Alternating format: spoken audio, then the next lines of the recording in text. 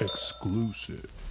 So sitting here with Seaton Smith in town in Chicago today, yes, sir. And leaving very soon, but we get to check out some of your stuff, Mulaney, debuting this upcoming Sunday. Seaton Smith. I love you, but I'm not in love with you. And also, I don't love you. Like, what is the excitement level for you with this show coming out? It's been about a year and a half making. It's gonna be surreal. I don't even know what I'm gonna do. I'm probably gonna DVR it, obviously. Yeah, have to. I won't watch it live. I'll be too panicky, so I'm gonna just Who circle does the room. that? yeah. I'll DVR it just to help our rating system. Yeah. And I don't know. I'm gonna get off Facebook though, because I'm a lot of way too many comments and there's stuff. gonna be a lot of love, but there's gonna be some other people too. I don't want any of that. Yeah.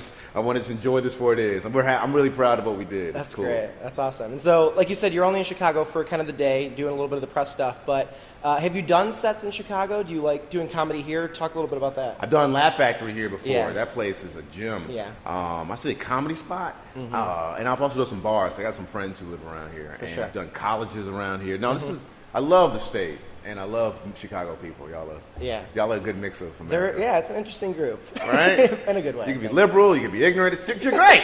I mean, who other one else that can do that? I don't know. I think Illinois owns that pretty well. Oh, it's awesome, man. But yeah.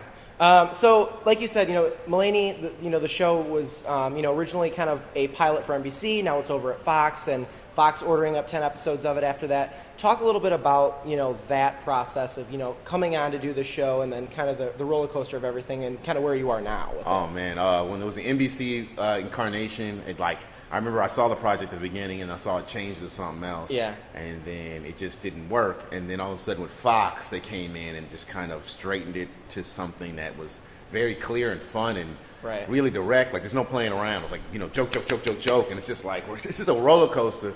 And it's been awesome to start off as strangers and then become really close to the point where we understand each other's body language. We understand each other's anxieties. You and the cast? We in the cast, Yeah. I apologize. Yes, us in the cast. We started off as strangers, and all of a sudden we became these people that, I recognize when this scene is about to do something funny, and then John does too, and then we just know when to support now. And it's really, I've never gelled with people before, and it's a cool experience, man. That's great. Feels like family so quickly. It's crazy. That's good. I mean, I think it's going to bode well, for the rest of the season and everything like that. And I think, being able to see a couple of the shows personally before it's come out, it's nice to see, this cool vibe of, comedians living with comedians. And so how kind of true to, you've, been a comedian for a while now, but was it easy for you to kind of adapt that role right away? You've done so much on-stage stuff and now getting involved in acting and being a part of a sitcom. What was that like for you? All right, well, talking the big scheme of things, live sitcoms are built for stand-up comedians, while the single cam on the street stuff is built for an actor. An actor, because you get quiet in those moments. But when you get on the big stage like that, and it's just 200 people, you go for the joke and you get big, which is a comedian thing. That's why Jackie Gleason did Honeymooners, because he was just a comedian and he was just like, I'll just do a comedy show in front of cameras. Yeah. It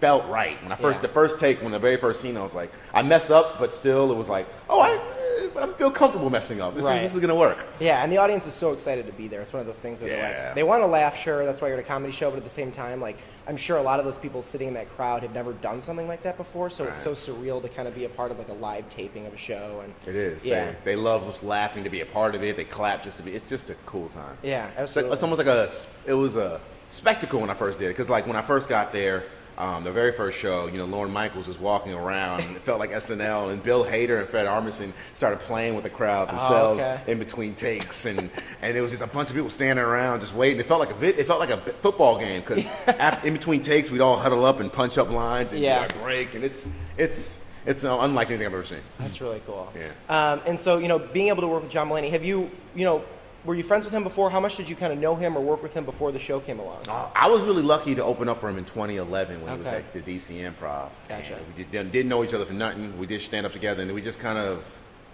I don't know, he just was like, yeah, I like you. And it was just like, yeah, I like you too. And we became friends. And then the show happened, and I got to audition for it, and he remembered me, and I got lucky. And That's and it's been good, and we've gotten closer ever since, and it's been awesome. That's really cool. And so what was that audition process like? Was there a lot of people auditioning for the motif role? Yeah, there was a lot of people auditioning. It was weird because I only had been auditioning for stuff for like 3 or 4 months. I didn't really know what I was doing. Right. And I had to get an acting coach. And then all of a sudden, got walking to this, and I just read the role, and it just seemed so simple and like, oh, I can do this. Yeah, that's me. I can do that. I can do this guy. And then I just walked in the audience, and I just came in, just really had a lot of fun, and they started laughing hysterically, and I was like, well, that was just whatever. I didn't even think about it. I was like, everybody laugh. Who cares? Yeah. I've made a lot of people laugh for 11 years. Nobody cared.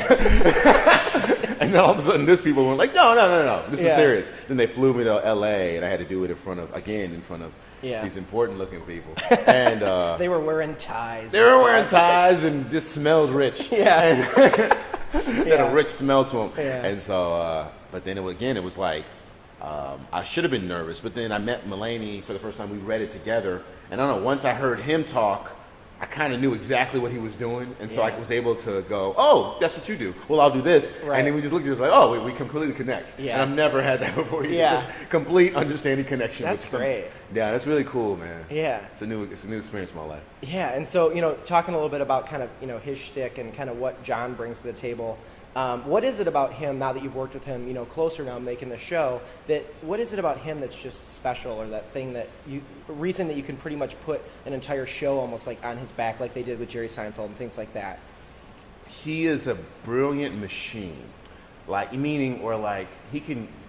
His process of writing jokes, a lot of people sit down, they write, they ponder. He does that too, but a lot of it sometimes he'll just be like, he'll take one breath and then just punch out like better lines for whatever is written down. He'll do that a lot. Like we'll be rehearsing, and then we'll still be stop rehearsal. Seaton, what you just said, change it to ... And you'd be like, how were you able to do all that? It's just so almost like directing little parts of scenes to himself, like while he's a part of them. Right? Yeah, but also making everybody around him funnier. Like it's just he's constantly adding a line, adding a thing. He just understands the language of funny in a way that is inspiring. Right. The way he looks at you when he talks, you just go, what? Yeah. It's a commanding thing. He's an awesome dude. Yeah. And obviously with Nasim Pedrad and some more just SNL people, but people that this cast is really assembled in a really unique way. Yeah. I think a lot of people who are going to watch this show, or maybe stumble across it or go, I heard that's going to be really good, I want to see this. They can kind of pick people out of like, oh, I saw him in this, and I've seen her do that one thing. Yeah. When you guys all kind of first came together to be a group to do this show, when the cast was finally all put in place, did you kind of have that feeling where you're like, this is a good group of people? Was that feeling right away, or was it? Yes and no. Like, yes, in the sense of, for me personally, I was like, I got to make sure I don't fail these people. Right. Like there was one of those things. It was more or less like I don't want to be in the scene with Martin Short and not bring it the funny. Yeah, sure. I don't want him looking at me like, why don't we get this kid? So like that. And the scene for Gerard, I mean, she doesn't have an ego about her, but her work ethic and productivity and the way she executes is like so light years. I would sit there sometimes in awe. Like, how did you pull that? God, you're brilliant. Yeah. Yeah. So. That's awesome. And being able to, kind of get your name out more and more now with being on this show, what's kind of the next step for you as far as stand-up career goes? You have this awesome thing going with Mulaney, but now what do we do? I will be touring this country mighty heavily. Every nook and cranny. Every nook and cranny of this country that will have me. Yeah. Special markets included. Hopefully Chicago. Got to. Yeah, so I'll be doing around the country, and hopefully I'll be coming out with a special next year. Okay, cool. And what's really kind of fun about, I'm sure is being a stand-up comic, you performed probably in your career at so many different random places and little things like that. In the show, which people don't really know yet, you kind of, you perform in some weird places, and a lot of stand-up comics perform on cruise ships and things like that. Do you have like a weird place that you remember, like that sticks out in your head of like just, it was an odd place to do a set? Or? Yes, the FBI Racial Harmony Workshop. Of course. What town was that? I forgot the town. It wasn't Virginia Beach, and it wasn't Richmond. It was East Coast. It was somewhere in that like vicinity. It was like adjacent to. It was Virginia Beach. Newport News. One of those towns. Yeah. Point being, it was in the middle of nowhere, and I'm sitting in. And I was in this. I think it was a church that was normally a Chinese Christian church, but they were cleared out, and it was just FBI. Black and white people who were old and angry, and then it was me going, let me break it in for 10 minutes.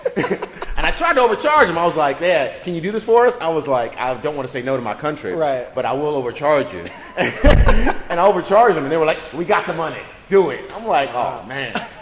Yeah, one of those things where you put a price tag on it, like, oh, they'll never want to do this. And they're like, come on in, Seaton. And you're like, okay. We're the government. We have a limited amount of money.